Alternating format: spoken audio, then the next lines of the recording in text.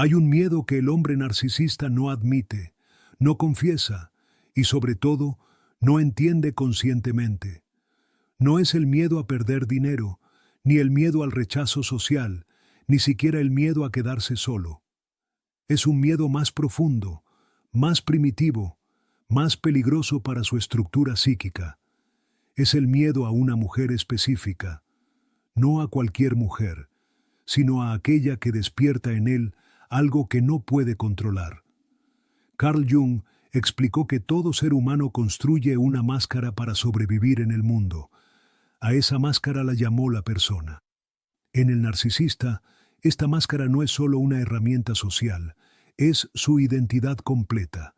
Él no vive desde su esencia, vive desde una imagen cuidadosamente construida. Superioridad, control, seducción, poder emocional. Pero Jung advirtió algo clave. Cuanto más inflada está la persona, más reprimida está la sombra. La sombra es todo aquello que el individuo no quiere ver de sí mismo. Debilidades, miedos, inseguridades, emociones no resueltas, dependencia emocional, vacío interior. El hombre narcisista ha enterrado su sombra profundamente, porque si la mira de frente, su identidad falsa colapsa. Y aquí aparece esta mujer en particular. Ella no es peligrosa porque lo confronte directamente. Es peligrosa porque no reacciona como las demás. No lo idealiza, no se somete, no gira alrededor de su ego. Y eso activa en él una angustia que no puede nombrar.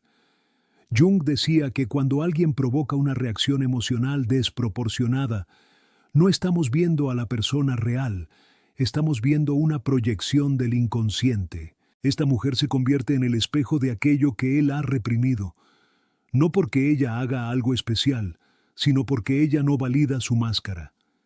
Y para el narcisista, no ser validado equivale a dejar de existir. Su identidad depende del reflejo externo. Él no se siente real, sino es admirado, deseado o temido.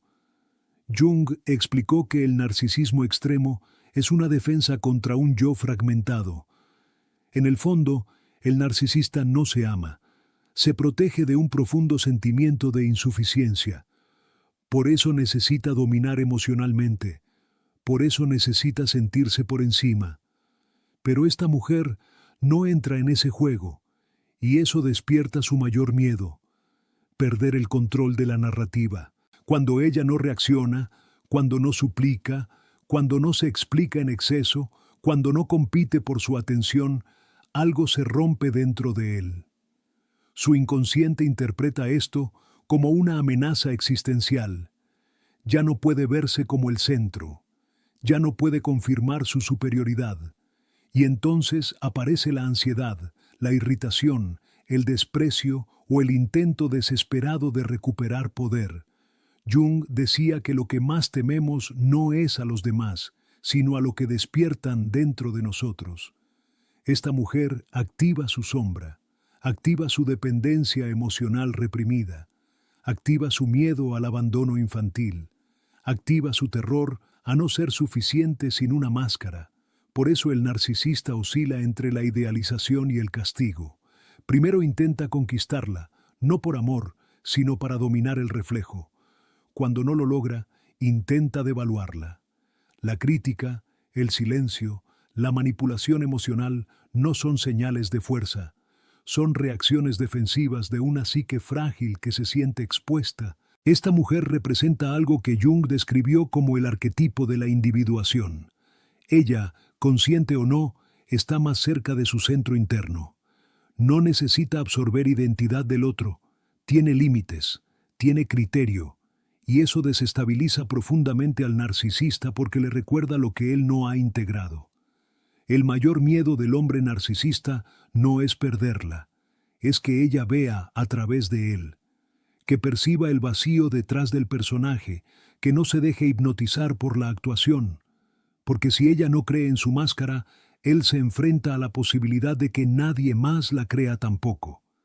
Jung afirmaba que el inconsciente siempre busca equilibrio. Cuando alguien vive desconectado de su verdad interna, el inconsciente genera situaciones que lo confrontan. Esta mujer aparece como una figura correctiva, no para salvarlo, sino para mostrarle el conflicto interno que evita. Por eso él no puede olvidarla fácilmente, no porque la ame, sino porque ella quedó asociada a una herida no resuelta. Ella se convierte en un símbolo, no en una persona, el símbolo de lo que no pudo dominar, de lo que escapó a su control, de lo que lo obligó a sentir sin anestesia. Y aquí hay algo crucial. Cuanto más auténtica es ella, más amenaza representa.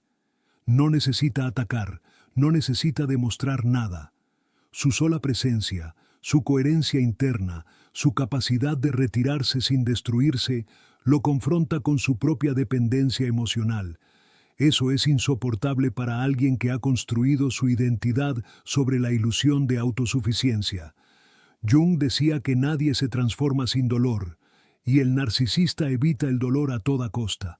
Por eso huye, por eso bloquea, por eso desacredita. No porque no le importe, sino porque le importa demasiado. Porque ella abrió una grieta en la estructura defensiva de su ego. Esta mujer no es poderosa por lo que hace, sino por lo que no hace. No persigue, no se explica de más, no se traiciona para ser elegida, y eso lo deja sin herramientas. El narcisista solo sabe operar donde hay dependencia emocional, donde hay miedo a perder, donde hay apego.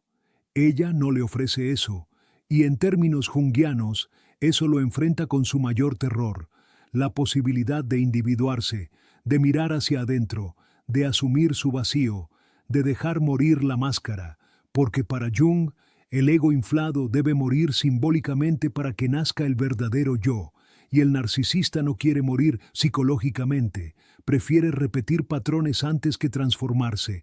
Por eso esta mujer se convierte en su miedo silencioso, en su recuerdo incómodo, en la figura que no puede borrar del todo, no porque ella sea perfecta, sino porque fue real. Y la realidad es lo que más teme quien vive de ilusiones. El vínculo que el hombre narcisista desarrolla con esta mujer no pertenece al plano consciente. Él puede convencerse de que ya la superó, de que no fue tan importante, de que hay otras mejores. Pero el inconsciente no funciona con argumentos racionales, funciona con símbolos, con cargas emocionales no resueltas, con heridas abiertas que siguen activas aunque la mente intente negarlas.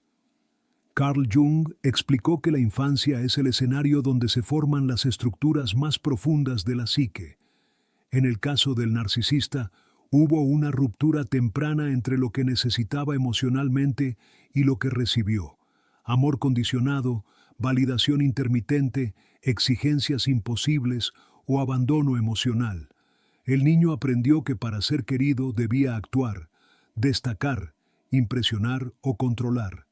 Así nació la máscara. Esa herida infantil jamás fue sanada, solo fue cubierta. El adulto narcisista no busca amor, busca regulación emocional externa. Necesita a alguien que lo sostenga psicológicamente sin darse cuenta. Por eso se siente atraído por personas empáticas, profundas o emocionalmente disponibles. Pero esta mujer no cumple ese rol. Ella no se convierte en su sostén inconsciente. Y eso despierta pánico. Jung decía que cuando una persona no integra su herida, la repite compulsivamente. El narcisista repite escenarios donde intenta dominar el vínculo para no sentir abandono. Pero esta mujer rompe el patrón. No responde como el guión interno espera. No entra en el ciclo de dependencia. No se pierde a sí misma. Y eso lo deja sin control sobre la narrativa emocional. Aquí aparece algo clave: el arquetipo del anima. Para Jung, el anima es la representación interna de lo femenino en el hombre. No es la mujer real, sino la imagen inconsciente que media su relación con las emociones, la sensibilidad y la profundidad interna. En el narcisista, el anima está reprimida, distorsionada o fragmentada. Él no tolera su propio mundo emocional. Esta mujer activa su anima, no porque lo intente, sino porque ella encarna cualidades que él ha rechazado en sí mismo: autenticidad emocional, coherencia interna, autonomía afectiva. Al activarse el anima, se activa también el conflicto. Él se siente atraído y amenazado al mismo tiempo. Desea acercarse, pero teme perder el control. Por eso su comportamiento se vuelve contradictorio. Se acerca y se aleja. Idealiza y luego castiga. Promete y desaparece. No es estrategia consciente. Es una lucha interna entre el deseo de integración y el miedo al colapso del ego. Jung explicaba que cuando el inconsciente presiona por integración, el ego resiste con todas sus fuerzas. Esta mujer representa una puerta, no hacia ella, sino hacia sí mismo. Y el narcisista no quiere cruzarla, porque cruzarla implica reconocer su dependencia emocional, su vacío interno, su miedo a no ser amado sin actuación. Implica aceptar que su poder es una compensación, no una fortaleza real. Por eso, cuando ella se va sin drama, sin rencor, sin suplicar, el impacto es devastador. Él esperaba culpa, persecución, explicación. Esperaba sentirse indispensable, pero lo que recibe es silencio y coherencia, y eso no puede procesarlo fácilmente. Jung decía que el silencio activa el inconsciente más que cualquier palabra. En ese silencio, ella deja de ser persona y se convierte en símbolo. El símbolo de lo que no pudo controlar. El símbolo de su herida expuesta. El símbolo de una versión de sí mismo que jamás se permitió ser. Y eso lo persigue. No de manera romántica, sino obsesiva.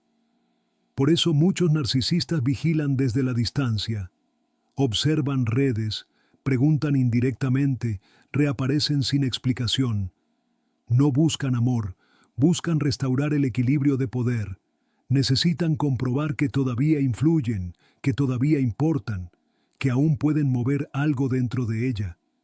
Si no lo logran, la herida se profundiza. Jung explicó que cuando el ego no logra integrar un contenido inconsciente, lo reprime de nuevo, pero con más tensión. Eso genera compulsiones, fantasías recurrentes, irritabilidad, vacío crónico. La imagen de esta mujer queda atrapada en su psique como un recordatorio constante de lo que evitó enfrentar. Ella, mientras tanto, comienza a recuperar algo fundamental, su energía psíquica. Jung hablaba de la libido no solo como energía sexual, sino como energía vital. Cuando una persona deja de invertir su energía en un vínculo desequilibrado, esa energía vuelve a sí misma. Aparece la claridad, la fuerza interna, la estabilidad emocional. Y aquí ocurre algo paradójico. Cuanto más integrada está ella, menos lo necesita y más lo desestabiliza. Porque el narcisista solo se siente seguro cuando el otro lo necesita más de lo que él necesita al otro. La autonomía emocional es su mayor amenaza. Esta mujer no lo derrota confrontándolo, lo desarma retirando su energía. No hay pelea, no hay lucha, no hay demostración. Solo hay coherencia interna, y eso es algo que el narcisista no puede imitar sin derrumbar su estructura defensiva. Jung decía que la verdadera transformación ocurre cuando dejamos de huir de nosotros mismos, pero también decía que no todos están listos para ese viaje. El narcisista, en la mayoría de los casos, elige huir. Huir hacia nuevas validaciones, nuevas máscaras, nuevas personas que aún no lo han visto, pero el inconsciente no olvida. Y cada vez que una relación termina de la misma forma, cada vez que alguien se va sin destruirse, la herida se reactiva. Esta mujer no fue la causa, fue el reflejo, el espejo que mostró lo que estaba oculto. Y aquí hay algo muy importante para ella, aunque quizá no lo sepa. No es su responsabilidad sanar a quien no quiere mirarse. Jung fue claro en esto.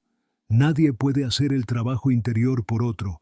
Intentar salvar al narcisista solo prolonga la negación y el sufrimiento. Ella no perdió nada al irse, recuperó su centro. Él no perdió a una mujer, perdió una oportunidad de individuación, Y esa es la pérdida que más pesa, aunque nunca la nombre.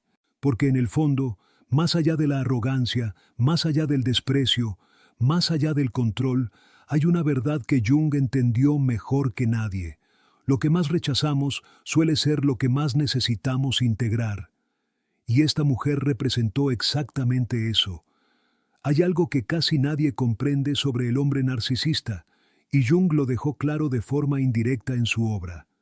Su mayor terror no es el abandono externo, sino el contacto con su mundo interno.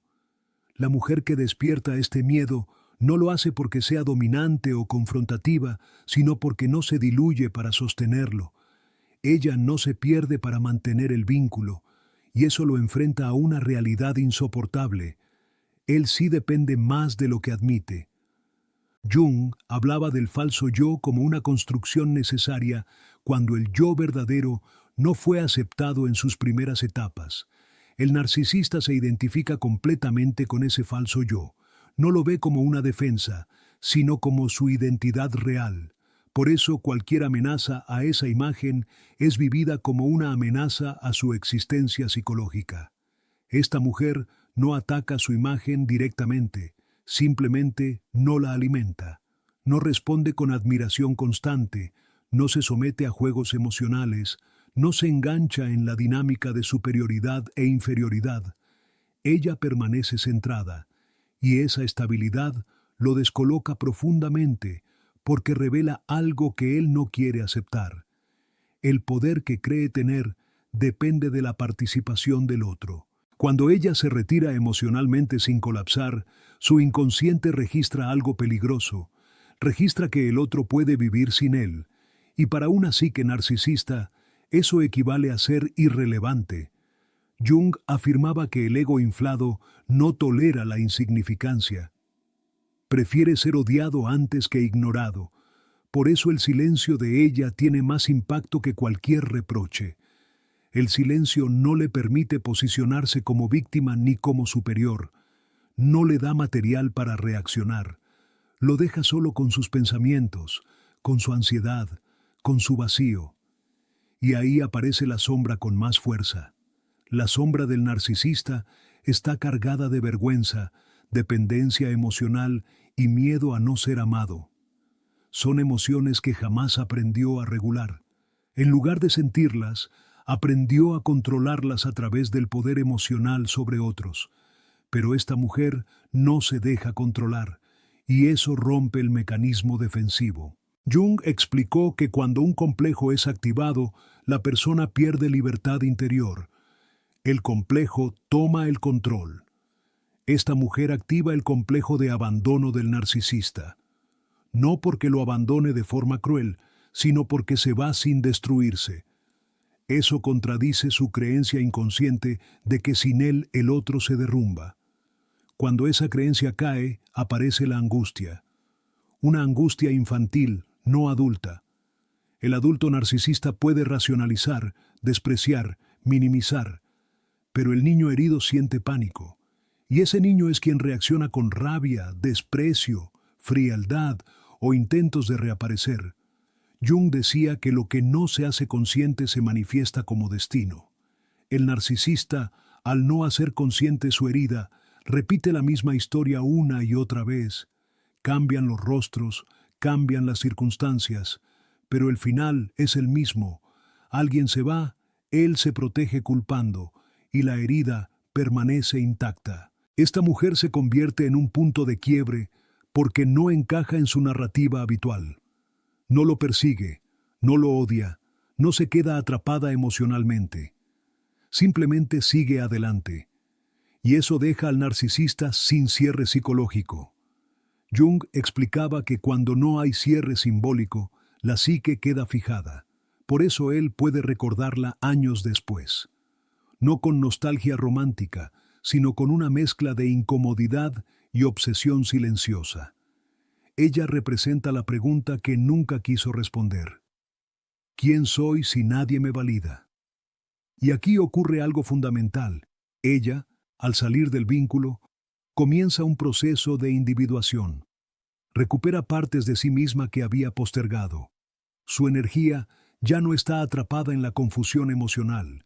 Empieza a sentirse más clara, más firme, más conectada con su intuición. Jung decía que cuando una persona se alinea con su centro interno, su presencia cambia. Ese cambio se percibe incluso a la distancia. El narcisista lo siente, aunque no lo entienda. Percibe que ella ya no está disponible psíquicamente, que ya no puede acceder a ella como antes. Y eso despierta su miedo más profundo: no poder influir. La influencia emocional es su forma de sentirse vivo. Sin ella, se enfrenta al vacío. Y el vacío es precisamente lo que ha evitado toda su vida. Jung describía el vacío no como ausencia, sino como potencial no desarrollado. Pero para alguien que vive desde la máscara, el vacío se siente como aniquilación. Por eso el narcisista prefiere llenar su vida de ruido, de estímulos, de nuevas personas. Cualquier cosa antes que quedarse a solas consigo mismo. Pero ninguna de esas distracciones logra borrar completamente la huella de esta mujer. Porque ella no fue una experiencia superficial. Fue un espejo profundo. Ella mostró, sin decirlo, que es posible existir sin manipular, sin controlar, sin depender. Y esa posibilidad es aterradora para quien ha construido su identidad sobre la negación de su vulnerabilidad. Jung decía que el camino hacia el sí mismo exige atravesar la sombra, pero no todos están dispuestos a hacerlo. El narcisista, la mayoría de las veces, elige reforzar la máscara, y en ese refuerzo pierde algo esencial: la capacidad de amar de verdad. No amar como posesión, no amar como control, sino amar como encuentro entre dos individuos completos.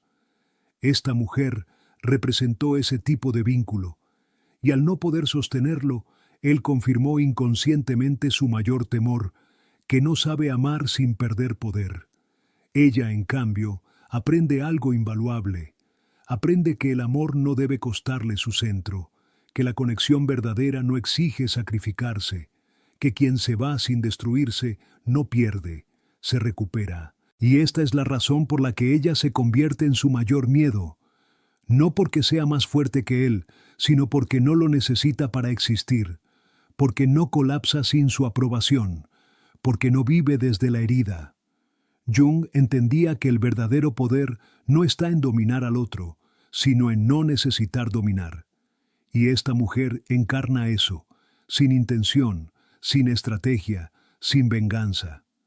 Hay una verdad profunda que Carl Jung dejó clara y que explica por qué este tipo de vínculo deja una huella tan intensa.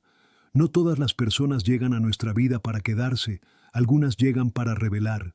Y cuando alguien revela una verdad que el ego no puede tolerar, esa persona se convierte en una figura imborrable. El hombre narcisista no recuerda a esta mujer por lo que fue entre ellos, sino por lo que ella despertó dentro de él. Ella tocó una zona donde la máscara no alcanzaba, donde el control no funcionaba, donde la actuación no sostenía la herida. Y eso es algo que su psique jamás había experimentado de esa manera. Jung decía que cuando el inconsciente es confrontado, la reacción inicial siempre es resistencia, negación, huida, desprecio, racionalización. Pero el contenido inconsciente no desaparece. Se reorganiza, espera, reaparece. Por eso, aunque él continúe su vida, aunque se muestre seguro, exitoso o indiferente, algo quedó abierto. Algo no se cerró porque nunca fue mirado. Esta mujer no necesitó vengarse. No necesitó demostrar nada. Su simple coherencia interna fue suficiente. Al retirarse sin romperse, sin implorar, sin perseguir, dejó una marca psicológica mucho más profunda que cualquier conflicto, porque mostró una verdad que el narcisista no quiere aceptar, que el otro no depende de él para existir, y esa verdad desmantela la base de su identidad, una identidad construida sobre la idea de ser indispensable, dominante, central. Jung explicaba que cuando una identidad está basada en compensaciones, cualquier experiencia que la contradiga se vive como una amenaza extrema. Por eso esta mujer se transforma en su miedo silencioso. No es una figura externa, es una presencia interna. Vive en su inconsciente como símbolo. El símbolo de lo que no pudo controlar. El símbolo de lo que escapó a su influencia. El símbolo de una posibilidad distinta de ser que él rechazó. Ella, por su parte, continúa su camino, y ese es quizá el punto más importante. Ella no queda definida por este vínculo, lo trasciende, integra la experiencia, aprende, se fortalece. Jung llamaría a esto un paso real hacia la individuación, un regreso al centro, una recuperación de la energía psíquica. Mientras el narcisista sigue girando alrededor de su máscara, ella ya no gira alrededor de nadie, y esa diferencia es definitiva, porque quien se encuentra a sí mismo deja de ser presa de dinámicas destructivas. Este vínculo no fue un error, fue una lección. Para él, una oportunidad no tomada. Para ella, una puerta que se cerró para abrir otra, mucho más alineada con su verdad. Y aquí está el mensaje más importante que Jung nos dejó y que atraviesa toda esta historia. Nadie puede ser salvado sin querer mirarse. El amor no transforma si no hay conciencia. La conexión no sana si uno de los dos vive huyendo de sí mismo. Esta mujer no falló, no fue insuficiente, no fue demasiado, fue real. Y eso, para alguien que vive desde la ilusión, es lo más aterrador que existe. Si este mensaje resonó contigo, si sentiste que algo de lo que escuchaste puso palabras a una experiencia que viviste o estás viviendo, no lo ignores. La psicología profunda no llega por casualidad. Llega cuando estás listo para entender algo más de ti mismo. Te invito a que dejes tu comentario. Cuéntame qué parte de este mensaje conectó contigo, qué experiencia personal te recordó, qué comprensión nueva apareció mientras escuchabas. Leer tus palabras no solo fortalece esta comunidad, también ayuda a que este contenido llegue a más personas que lo necesitan. Si este tipo de reflexiones te aportan claridad, suscríbete al canal y acompáñanos en este espacio donde exploramos la mente humana sin máscaras, sin superficialidad y sin miedo a mirar profundo. Comparte este video con alguien que esté atrapado en una dinámica que no logra entender. A veces, una sola idea puede ser el inicio de un cambio enorme. Gracias por quedarte hasta el final, por escuchar con atención y por atreverte a mirar más allá de lo evidente. Recuerda esto: cuando comprendes lo que ocurre en el inconsciente, recuperas tu poder. Y ese poder comienza siempre dentro de ti.